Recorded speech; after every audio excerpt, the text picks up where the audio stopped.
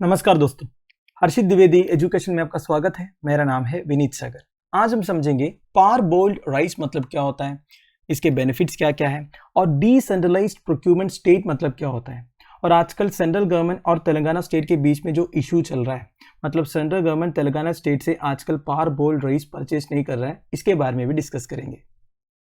शुरुआत करते हैं दोस्तों। Recently Telangana chief minister and members of his cabinet एक प्रोटेस्ट स्टेज किया demanding a uniform paddy procurement policy. बात यह है दोस्तों, सेंटर रिसेंटली ये बोला कि वो पार बोल्ड राइस अब से परचेज नहीं करेंगे स्टेट से, क्योंकि उनके पास ऑलरेडी सफिशिएंट स्टॉक है।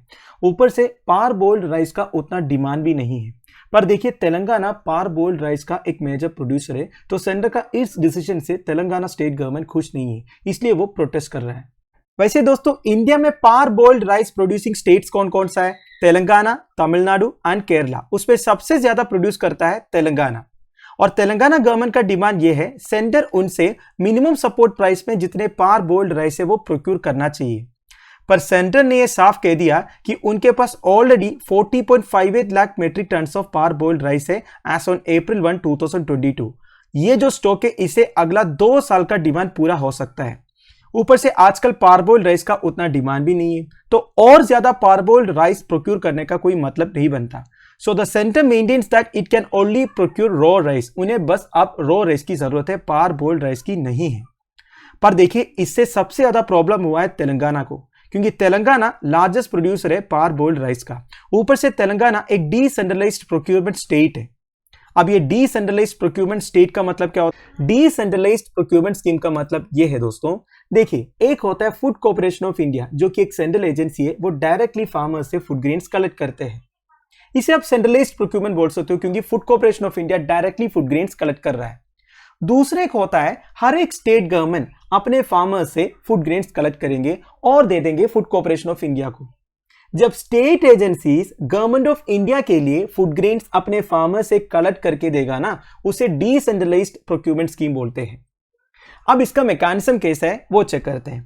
Under the DCP, state government itself undertakes direct purchase of paddy और व्हीट। तो देखिए, डीसीपी के अंडर स्टेट गवर्नमेंट पैडी और व्हीट को डायरेक्टली परचेस करते हैं on behalf of government of India. इसके लिए स्टेट गवर्नमेंट अलग अलग परचेस सेंटर्स भी खोलते हैं अलग अलग एरियाज में, as per their requirements. Now under the scheme, state governments themselves procure grain for the central pool, store and distribute these food grains for targeted public distribution system। देखिए दोस्तों, ध्यान दीजिएगा, सेंट्रल गवर्नमेंट का अलग अलग distribution system है। Targeted public distribution system के बारे में आपको मालूम होगा, आपको फेयर प्राइस शॉप से जो रेशन मिलते हैं। फिर अदर वेलफेयर स्कीम्स है सेंट्रल गवर्नमेंट का, लाइक मिड डे मील है, supply of food grains to scheduled caste, scheduled tribe, other backward class hostels etcetera etcetera. तो सेंटर का ऑलरेडी कई सारे वेलफेयर स्कीम्स है जिसमें फूड ग्रेन्स दिए जाते हैं। अब सेंटर का इन स्कीम्स को इंप्लीमेंट करने के लिए स्टेट गवर्नमेंट के पास फूड ग्रेन्स तो होना चाहिए ना, तो वैसे ही सेंट्रल गवर्नमेंट को स्टेट गवर्नमेंट के लिए फूड ग्रेन्स देना है। तो क्यों ना स्टेट गवर्नमेंट ही वो फूड ग्रेन्स अपने फार्मर से कलेक्ट करके रख देते हैं on behalf of government of India. तो यही होता है डिसेंट्रलाइज्ड प्रोक्यूरमेंट स्कीम है। मतलब सेंट्रल गवर्नमेंट को स्टेट गवर्नमेंट्स के लिए जितने फूड ग्रेन्स देना है अपने वेलफेयर स्कीम्स के लिए, वो जो स्टॉक है स्टेट गवर्नमेंट्स खुद ही प्रोक्यूर करेंगे अपने फार्मर से on behalf of government of India. समझ में आ गया ना? देखिए, स्टेट गवर्नमेंट्स को सेंट्रल गवर्नमेंट वैसे फूड ग्रेन्स देना है, तो स्टेट गवर्नमेंट्स खुद ही वो कलेक्ट करके रख देते हैं on behalf of government of India, based on the allocation made by union और सेंट्रल गवर्नमेंट। तो ऑलरेडी यूनियन और सेंट्रल गवर्नमेंट एलोकेशन बना रखा है, एक एक स्टेट के पास कितना फूड ग्रेन्स होनी चाहिए इन सारे वेलफेयर स्कीम्स के लिए या फिर टारगेटेड पब्लिक डिस्ट्रीब्यूशन सिस्टम के लिए। तो वो जो ग्रेन्स है स्टेट गवर्नमेंट खुद ही कलेक्ट करके अपने पास रख देगा। अब मान लीजिए जो फूड ग्रेन स्टेट्स ने कलेक्ट किया वो एक्सेस हो गया, तो वो क्या करेगा? वो हैंड ओवर करेंगे फूड कॉर्पोरेशन ऑफ इंडिया को। राइट नाउ, कौन कौन से state governments decentralised procurement carry out करते हैं? As on July 2015, West Bengal, Madhya Pradesh, Chhattisgarh, Uttarakhand, Andaman and Nicobar Islands, Odisha, Tamil Nadu, Gujarat, Karnataka, Kerala, Andhra Pradesh, Bihar, Rajasthan, Punjab, Telangana, इतने स्टेट्स डिसेंट्रलाइज्ड प्रोक्यूरमेंट करते हैं। अब एक एक स्टेट से क्या क्या प्रोक्यूर करते हैं वो ब्रैकेट में लिखा है, जैसे कि वेस्ट बंगाल में पैडी और राइस, मध्य प्रदेश से paddy rice and wheat, Chhattisgarh से पैडी और राइस। इस तरह मैं पीडीएफ प्रोवाइड करूंगा वैसे आपके लिए, तब आप ये सब पढ़ सकते हो। अब दोस्तों पार बोइल्ड राइस के बारे में हमने इतना सब कुछ डिस्कस किया, अब ये क्या होता है ये भी डिस्कस कर लेते हैं। It refers to the rice that has been partially boiled at the paddy stage before milling. देखिए मिलिंग से पहले जब आप पैडी को बॉइल करके सुखा के फिर मिलिंग करते हो उसको आप पार बोइल्ड राइस बोल सकते हो। वैसे फूड कॉर्पोरेशन ऑफ इंडिया या फूड मिनिस्ट्री के पास पार बोइल्ड राइस का कोई स्पेसिफिक डेफिनेशन नहीं है, इसके अलग अलग वेराइटीज भी है।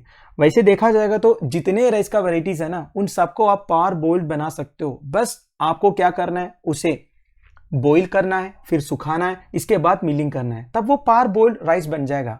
पर नॉर्मली क्या होता है दोस्तों, जितने long slender varieties of rice है ना, मतलब जो लंबा रहता है उसे बॉईल नहीं किया जाता है, अगर बॉईल करोगे वो टूट जाएगा।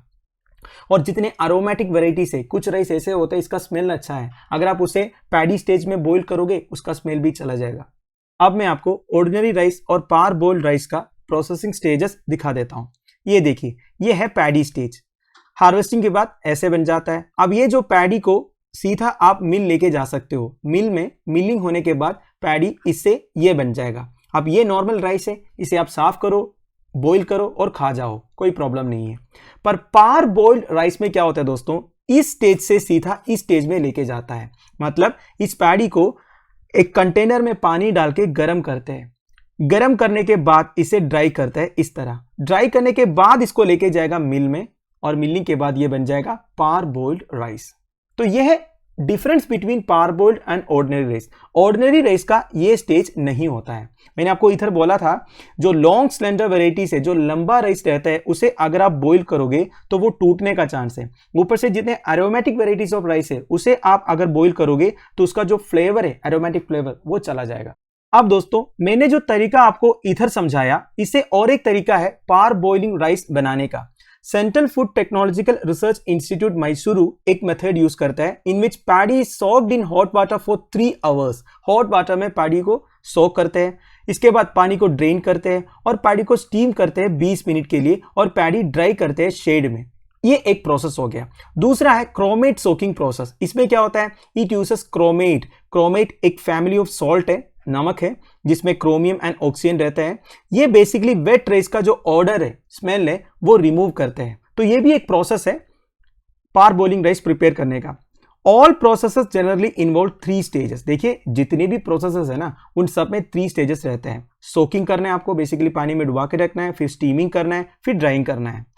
After passing through the stages paddy goes for milling. ठीक है, तो जो भी प्रोसेस हो उसमें सोकिंग, स्टीमिंग एंड ड्राइंग तो रहेगा, इसके बाद वो मिलिंग के लिए चला जाएगा। फाइनली दोस्तों, what are the advantages and disadvantages of parboiling. Advantages क्या क्या है, parboiling makes rice tougher. This reduces the chances of rice kernel breaking during milling. देखिए बॉइल करने से राइस एकदम टफ हो जाता है, इससे ये जो राइस कर्नल ब्रेक होने का चांस कम होता है मिलिंग के टाइम पर। दूसरा, it increases the nutrient value of the rice. देखिए राइस का जो न्यूट्रिएंट वैल्यू है वो इंक्रीज होता है पार बॉइलिंग करने से। Now parboiled rice has a higher resistance to insects and fungi. देखिए अगर आप राइस को बॉइल करके रखोगे उसका रेजिस्टेंस ज्यादा होगा। नॉर्मली अगर आप राइस को कंटेनर में डाल के ज्यादा दिन के लिए रखोगे तो उसमें कुछ इंसेक्ट्स आ सकता है, फंगे आ सकता है, वो सब नहीं आएगा पार बॉइल्ड राइस में।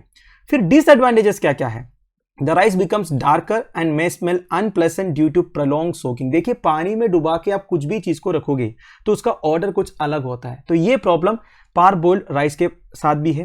And besides setting up a parboiling rice milling unit requires a higher investment than a raw rice milling unit. Obvious बात है दोस्तों, parboiled rice milling unit के लिए ज्यादा इन्वेस्टमेंट की जरूरत है, ज्यादा मशीनरी की जरूरत है, क्योंकि ये जो 2 प्रोसेस उधर करना पड़ेगा ना, मतलब गर्म करना पड़ेगा फिर ड्राई करना पड़ेगा। नॉर्मल राइस मिल्स में ये 2 प्रोसेस की जरूरत नहीं है, तो पार बॉइल्ड राइस मिल्स में ज्यादा इन्वेस्टमेंट की जरूरत है, ज्यादा मशीनरीज की जरूरत है। तो दोस्तों that's end of it. I hope आपको वीडियो इन्फॉर्मेटिव लगा हो। लेक्चर की PDF एज यूजुअल आपको टेलीग्राम चैनल में मिल जाएगा, जिसका लिंक नीचे प्रोवाइडेड है। Thank you for watching, bye bye, have a nice day.